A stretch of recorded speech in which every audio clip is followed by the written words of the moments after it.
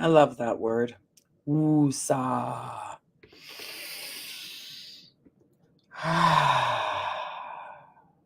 Woosah. Pretty, pretty beautiful. Woosah. Sounds easy. Until it's not. So, good morning. It's a beautiful day. It's going to be a hot one in Edmonton, Alberta, Canada, where I am right now. We are not accustomed to the heat that we have right now. When a heat wave enters the land in which you live, it is a fact that as heat rises, so does the potential for anger. As the heat rises, so does the potential to get back into patterns, pissy patterns that sabotage your own happiness. I experienced this yesterday. So I was working on a deliberate intention. I had a deliberate intention to complete an article for a magazine. Could not think straight. I could not think clear. The heat was a lot. The weekend of joy was a lot. And my entire system was drained.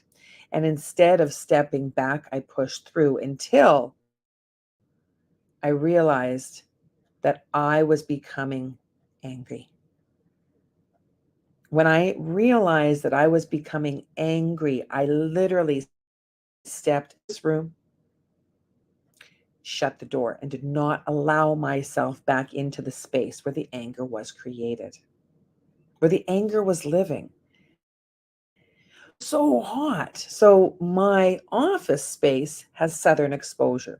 And because I like the sunlight, I had the blinds up instead of drawn. I was enjoying the sun and not even realizing how much my internal temperature was rising. We all have different ways that we self-sabotage. When we take away from our ability to be happy by doing something, we're self-sabotaging. It's that toddler here where like, I'm not going down for a nap. I'm not tired. And then you find yourself falling asleep or nodding off. Like you're driving and you're starting to nod off because you're so tired. You sit down in a chair, an easy chair for 5 minutes of easy time and you fall asleep. You sit down on the couch, you recline and you fall asleep immediately after work. Those are indicators that you are tired. It's okay to be tired. It's natural to be tired. We are human beings. We are bipedal beings. We have 2 feet that move us forward. And when we forget to take care of ourselves, when we forget to create boundaries, when we forget to communicate with others, when we forget to do the things that matter, we become destructive beings. And when you become a destructive being, you destroy the relationships in your life. Little by little, step by step, you will create a way of being apart from each other, whether that apart physically or mentally, emotionally. Physically, emotionally, right? Physically moving away from somebody is sometimes what you need, right? You just need that. I gotta get out of here. I need to go for a walk. I need to nurture in nature. Emotionally, when you begin to detach, that is a sign that you need to work on your own emotional intelligence. Your emotional intelligence is a key strategy for success. If you don't know what emotional intelligence is, look into it. Chat GPT, Google. Intelligence. How well equipped are you able to deal with the negative emotional states. If you get irritated, what do you do to soothe your irritation so that you are not being mean? Say what you mean, what you say, and don't say it mean. If you are bathing in pessimism and you are pulling the people around you down, if the people around you are, if you got a dreamer in your life, someone who is eternally optimistic and always talking about manifesting, and you don't understand it, you've been programmed for pessimism, perhaps you can change your attitude. So, an attitude of gratitude is a great place to begin. When you're in the shower, be grateful for the water that is magically coming out of the pipes. Be grateful for the clean towels that are waiting for you. Be grateful for the person who cleaned your shower. Maybe it was you. Maybe you're the one that needs to say, hey, thanks. Thanks for cleaning the shower. I really appreciate that wonderful smell when I enter it. When you go in can, you notice the garbage can is empty. Thank the person who emptied it. Thank the person who cooked a meal by cleaning up the. If that was you and you don't feel like cleaning the dishes, allow yourself to say enough and let the dishes soak. Easy strategies. Easy. Do you struggle and then complain that your life is hard? Let off the gas. You don't need to operate in fourth and fifth gear all the time. It was hot yesterday, and we were moving my fifth wheel to my dear friend's home, and the truck was hot. And my dear friend who was moving it said that she'd have to work hard. I love how he calls her she. I love how I call my trailer her. It's because these are parts of us that are creating a legacy, and we have memories in places that we travel. And having a travel trailer allows my family to travel to the beautiful acreage that's about an hour from the city and settle to have a s'more, marshmallow, chocolate, graham wafer, maybe a cocktail, maybe a walk in the forest, maybe a quiet book, maybe light a fire. Who knows? Everyone's something's different. But if you're continuing to struggle and then complain that your life is hard, you, my friend, are the problem. One common denominator in life is you. You have a challenge, you have obstacles. We all do. Gentle compassion with yourself allows for compassion with others. If you're finding that you're being irritable with everybody, angry with everybody, you're just like one switch away from flipping it. Some people call it flipping the bitch switch. There's a lot in for the temper tantrum. If you're going there often, it's an internal dialogue. Having out with it. You have to speak externally to release the inner dialogue. You can meditate to listen to dialogue. You can spend quiet time in contemplation to listen to the inner dialogue. You can spend more time with spirit by connecting with your angels. Spiritual health, financial health, mental health, emotional health, physical health. There's very emotional, spiritual, financial. If you're spending all of your time trying to make money and not leaving enough gas to enjoy time with family, it's time to reevaluate. Please remember that you create your life. Make more choices that create more joy. It's simply a necessity. If you want to create a legacy, which is the way that people will remember you, you can either create a legacy of pessimism or a legacy of optimism. A legacy of pessimism will lead to a pissy attitude. A legacy of optimism will lead to manifestations. And if you're a master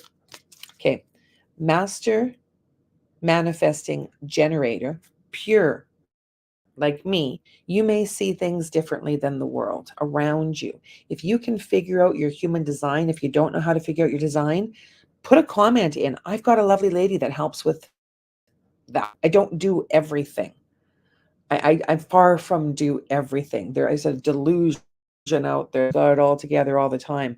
I am studying human design, my human design, because I'm going to a lady who creates the human design chart. I pay for it. You got to pay for the things in life that will make you happy. And you can work deliberately and diligently. Doesn't mean you have to work hard. That's a pattern. That's a belief. That's a programming. So I'm going to pull some cards from the Awakening Avalon deck. Pulling cards is part of the way that I work with spirit. I speak first my truth. That is the way that I share my coaching expertise. I connect with the cards to amplify the information. So tuning into spirit, asking that all of my angels come in to this moment, my archangel, my ancestors, my guides, the cosmic consciousness of the great one of all being, God, creator, mother, father, grandmother, grandfather. Thank you for making your presence known. So, first card, root chakra, grounding into the earth. Please take off your shoes.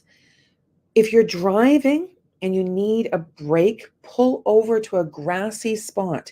Take off your shoes and just feel beneath your feet. If you can stop at a creek, put your feet in the creek. Come home, have a bath, your feet.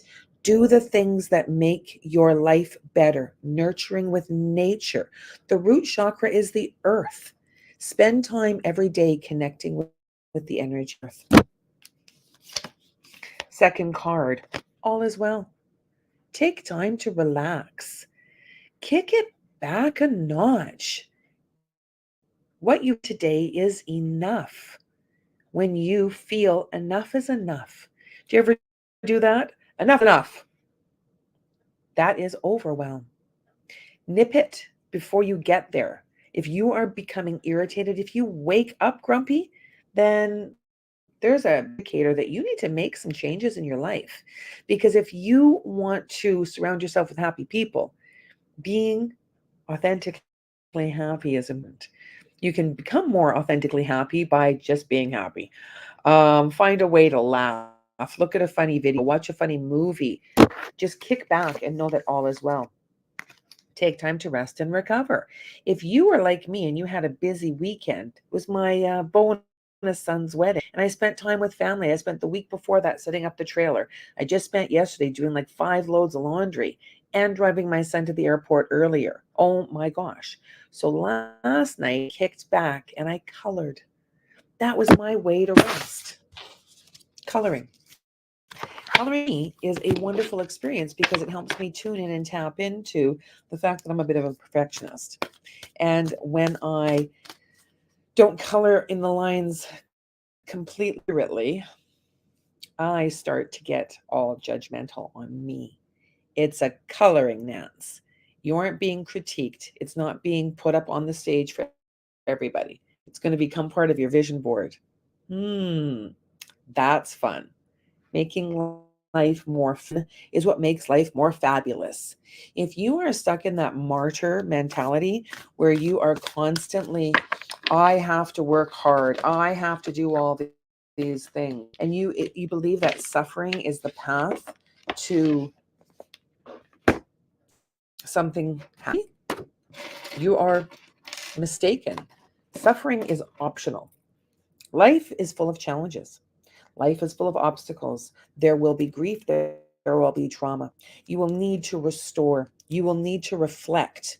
You will need to pull your head out of your ass sometimes and get real.